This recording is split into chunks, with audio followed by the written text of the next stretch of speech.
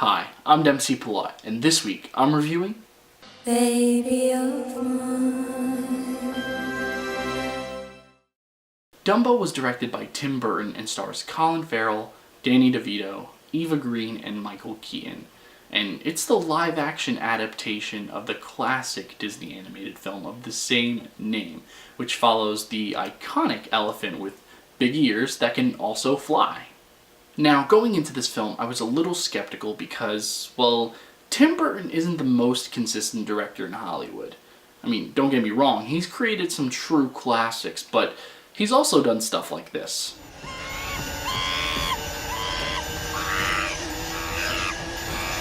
But this film was actually a pleasant surprise. Now, it doesn't follow the original to the T, and it's actually a little bit better in that regard. For those of you guys who don't remember, the original is actually a lot shorter. It's actually a lot shorter than many of Disney's other animated films. It's about an hour long, and it's also very dated. And without getting into just how dated it is, for those of you guys who don't remember, you might want to find the old VHS tape and pop it back in and let it marinate on you.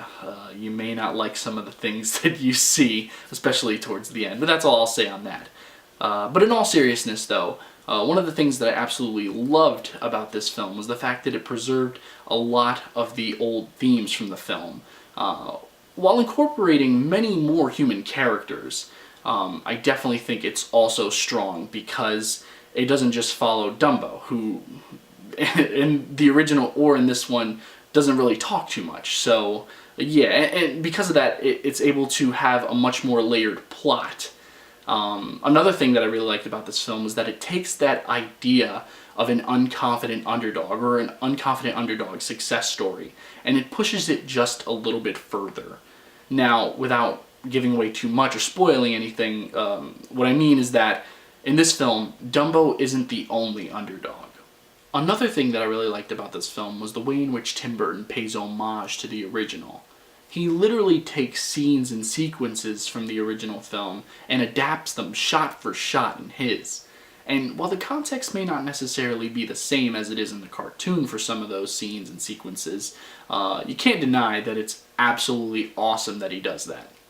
Despite my overall satisfaction with this film, I will say that at times it did feel a little all over the place. But then again, I mean, I don't have to remind you who the director is, right? At school, nobody seemed to really like me. I don't know. But seriously though, the dialogue and the focuses on and of many of the characters throughout the film just felt a little uneven to me. And also some of the things that some of the characters say and do throughout the film are just outright ridiculous. And I know that's Tim Burton's whole aesthetic. I know that in many of his films, all or some of the characters are either ridiculous or eccentric or both. But here, it just felt very inconsistent, and I hate using that word, it just seems perfect though, with everything else that's going on in the film. And also, there are a lot of characters and character arcs that I felt were never fully explored. And as a result of all those little issues, the film feels kind of incomplete to a certain extent. As a whole though, while it isn't perfect, I do think that it was the perfect film for Tim Burton to adapt from Disney's animated catalog, just because of how strange it is. I mean, when you look at the story for what it is, it just screams Tim Burton, okay? And while it may be just as inconsistent, there goes that word again, as the rest of his filmography, it's still a pretty solid adaptation, and a good film too. And for that, I'm gonna give this film 3.5 stars. Nice. Guys, thanks so much for watching. As always, if you like this video, hit that like button, and if you're not subscribed, I would ask that you please subscribe. I post new stuff all the time. I actually just posted something totally different to this channel earlier this week. It was actually my first ever episode review for one of the episodes of the new Twilight Zone, which it was amazing. Spoiler alert, alright? But if you haven't seen it, I will put it in the description box below so you can check it out. And I'm going to be doing more stuff like that and even more different stuff like that later this month. So make sure you stay tuned, once again. If you've seen this movie, which I'm pretty sure many of you guys have, because I think it killed at the box office this weekend. I could be wrong, though. But I know a lot of people that did go to see it, and a lot of people took their kids to see it. I actually took my son to see it, and he loved it, kind of, and then he fell asleep. But that's neither here nor there. But if you saw it, please comment in the comment section below what you thought about it. If you have any theories, which I doubt there are any theories for this film, unless you're just like, you know, the conspiracy master. But yeah, let's talk about it. I love to engage with any and all of you, and I would love to hear what you guys have to say. If you agree with me, if you disagree with me, anything.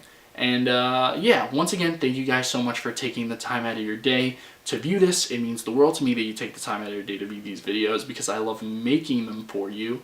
And I actually have tons of stuff to actually get back to work on, so should probably go. So until next time, I'm Dempsey Pallot. Take care.